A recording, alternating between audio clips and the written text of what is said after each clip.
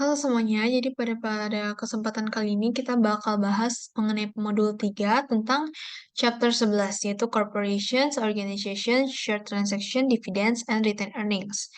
Nah, pada video kali ini kita bakal bahas mengenai problem 3.1 tentang Comprehensive Share Related Transactions.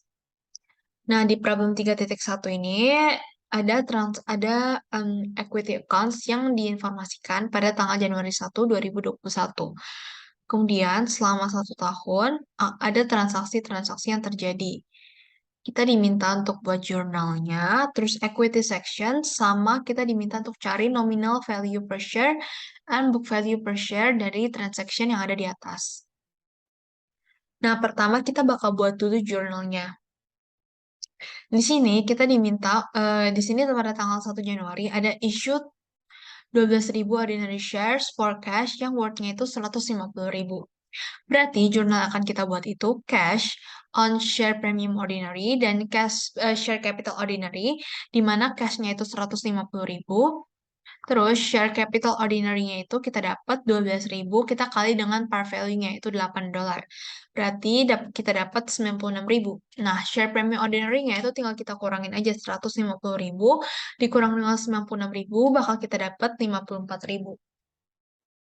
Pada tanggal 9 Januari, dibilang declare a $5 cash dividends per share to shareholders of record on January 31, payable February 15. Berarti kita jurnal cash dividends pada dividends payable sebesar angkanya itu kita dapat dari 120.000 shares yang ada di awal. Informasi yang ada di awal ini kita tambahin dengan isu yang sudah dilakukan yaitu 12.000. Terus kita kali dengan $5 cash dividends per share-nya. Berarti bakal kita dapat 660.000. Pada tanggal 15 Februari dibilang paid the dividends declared in January. Berarti kita bayar yang ada pada tanggal 9 Januari ini. Berarti jurnalnya itu dividends payable pada cash sebesar 660.000.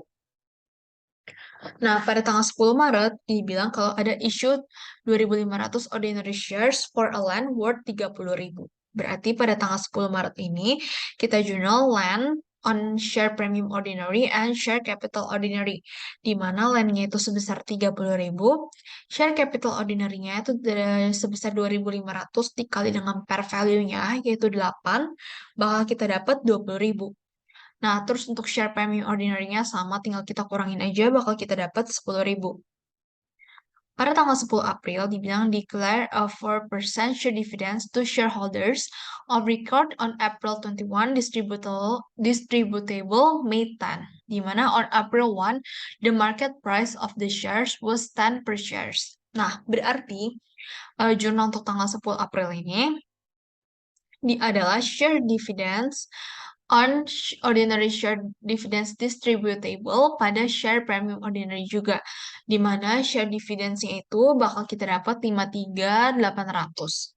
Nah, 53.800 ini dapat dari mana sih? Itu dari 120.000, kita tambahin dengan 12.000, kita tambahin dengan 2.500. Terus kita kali dengan informasinya itu 4% of share dividends. Berarti dikali dengan 4%, terus kita kali dengan 10 yang ada informasinya itu the market price of shares-nya sebesar 10 kan. Bakal kita dapat 53.800. Terus share premium ordinary-nya, ordinary share dividend distributable-nya itu tinggal kita kaliinnya sama, itu 120.000 tambah 12.000 tambah 2.500 dikali dengan 4%, tapi bukan kita kali dengan market price-nya, tapi kita kali dengan nilai par value-nya, itu 8. Bakal kita dapat 43.040. Nah, nanti share premium ordinary-nya tinggal kita kurang aja 53.800 dikurang dengan 43.040. Bakal kita dapat 10.760. Nah, pada tanggal 10 Mei dibilang issue the share for the share dividends. Berarti kita jurnal ordinary share dividend distributable pada share capital ordinary sebesar 43.040. Tanggal 19 Juni dibilang issue 1.200 ordinary shares for a patent value at 16,000. Berarti kita jurnal paten pada share premium ordinary and share capital ordinary, di mana nilai patennya sebesar 16.000, share capital ordinary-nya itu sebesar 1.200 dikalikan dengan nilai per value-nya, yaitu 8, dan share premium ordinary tinggal dikurang, bakal kita dapat 6.400. Terus pada tanggal 21 Juli dibilang purchase 2.000 additional treasury shares at 14 per shares. Berarti kita jual treasury shares on cash sebesar 28.000 itu didapat dari 2.000 dikali dengan 14. Tanggal 15 Agustus dibilang kita sold 1.000 treasury shares sebesar 20.000. Berarti kita jurnal cash on share premium treasury and treasury shares, di mana cashnya itu 20.000, treasury shares-nya itu dapat dari 1.000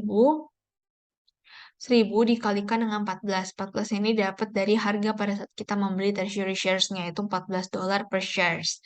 Nah, share premium treasury-nya tinggal kita kurangin aja 20.000 dengan 14.000, maka bakal kita dapat 6.000.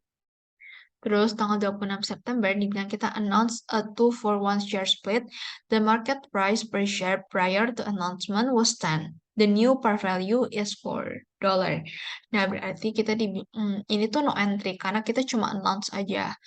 Nah, tapi kita cari dulu changes-nya. Yang pertama, kita cari changes-nya itu dari 120.000, kita tambahin dengan 12.000, kita tambah dengan 2.500, terus kita hasil yang tadi ditambahin 120 tambah 12.000 tambah 2.500, kita kali dengan 4%, itu juga ditambahin, terus ditambah dengan 1.200, kita kurang dengan sold-nya 1.000.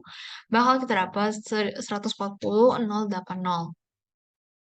Terus kita cari perubahannya ke berapa, itu tinggal kita kali 140.080 ini dikali dengan 2. Karena dibilang share split 2-for-1, berarti kita kali dengan 2. Nah, pada tanggal 8 November dibilang declare 0.5 per share cash dividends to shareholders of record on December 1, payable December 16, 2021. Berarti pada tanggal 8 November ini kita jurnal cash dividends pada dividends payable, di mana angkanya ini dapat dari yang udah kita cari perubahannya tadi, yaitu 280, 160, kita kali dengan harga per shares-nya, yaitu 0,5. Bakal kita dapat 140.080. Tanggal 16 Desember dibilang pay the dividends declared in November. Berarti kita bayar yaitu dividends payable on cash sebesar 140.080. Tanggal 30 dibilang kita issue 4,000 ordinary shares for cash yang worth-nya 28.000. Berarti kita jurnal cash on share premium ordinary and share capital ordinary, di mana cash itu 28.000, share capital ordinary-nya 4.000 dikali dengan 4. Kenapa 4? Karena nilai par value yang baru ini udah dikasih tahu di tanggal 26 September itu jadi $4. Nah, terus share premium ordinary-nya itu tinggal kita kurangin aja. 28.000 kita kurangin dengan 16.000. Maka bakal kita dapat share premium ordinary-nya sebesar 12.000. Nah, untuk informasi tanggal 31 Desember ini sebenarnya cuma untuk informasi untuk net income. Jadi nggak masuk dalam journalize gitu. Tapi kita bakal gunain untuk buat equity sections sama untuk menghitung book value per share-nya. Oke, kita lanjut aja. Jadi di sini kita minta untuk buat equity sections atau SOFP, Statement of Financial Position. Dari informasi yang ada, yang pertama itu ada share capital ordinary. Nah, share capital ordinary ini di mana dengan nilai par value yang baru yaitu sebesar $4. $4 di sini. Terus 286.160 shares issued and 284.160 shares outstanding. Jadi kita cari dulu nih di mana sih kita dapetin share issue sama share outstanding-nya. Share issue-nya ini itu tinggal kita tambahin aja yang udah kita cari tadi perubahannya itu 280, 160, kita tambahin dengan 4.000 dan kita tambahin dengan 1.000 dikali dengan 2. Nah, 4.000 ini kan kita dapat itu dari issued pada tanggal 30 Desember. Terus untuk 1.000 dikali dengan 2 ini itu kita dapat dari harga yang kita sold ini kita kali dengan 2 yaitu karena announce 2-for-1 share split. Nah, habis itu untuk cari outstanding-nya itu tinggal kita tambahin aja. Yang 280, 160 ditambah dengan 4.000 aja. Tapi nggak usah ditambah lagi dengan 1.000 dikali dengan 2. Nah, maka share capital ordinary-nya itu bakal kita dapet angkanya dari share issue-nya kita kali dengan nilai par value yang barunya itu 4. Selanjutnya ada share premium ordinary, di mana share premium ordinary-nya itu kan yang informasi awal 250, terus tinggal kita tambahin aja sama jurnal-jurnal yang ada di atas, yang ada di sini. Nanti bakal kita dapat hasilnya itu sebesar 348.320. Terus ada share premium treasury, itu didapat dari jurnal di atas juga, itu ada 6.000. Terus selanjutnya ada retain earnings, di mana di sini informasi awal 400.000, kita tambah dengan jurnal di atas, bakal kita dapat hasilnya 446.120. Itu tuh retain earnings ini kita kurangin dengan cash dividend sama share dividends-nya. Terus kita kurangin dengan treasury shares yang ada di jurnal di atas juga, dijumlahin bakal kita dapat minus 14.000. Nilai treasury shares itu pasti selalu mengurangi SGSOFP. Maka bakal kita dapat total equity-nya kita jumlahin semua sebesar 1.931.80. Nah, terus kita diminta untuk cari book value per shares-nya. Ini sama aja sih sebenarnya. Nah, di mana itu tuh dari total ordinary shares holders equity, itu yang dari tadi kita udah cari SOF-nya, 1.931.80.080. Terus number of shares outstanding-nya itu dapat dari shares outstanding-nya itu 284.160. Nah, itu untuk cari book value per share-nya itu tinggal kita bagi total ordinary shareholders equity-nya, kita bagi dengan numbers of shares outstanding. Maka bakal kita dapat sebesar $6,80. Nah, sekian dulu untuk penjelasan untuk problem 3.1. Nanti untuk problem-problem selanjutnya bakal dijelasin lebih lanjut di kelas berikutnya ya. Guys, thank you.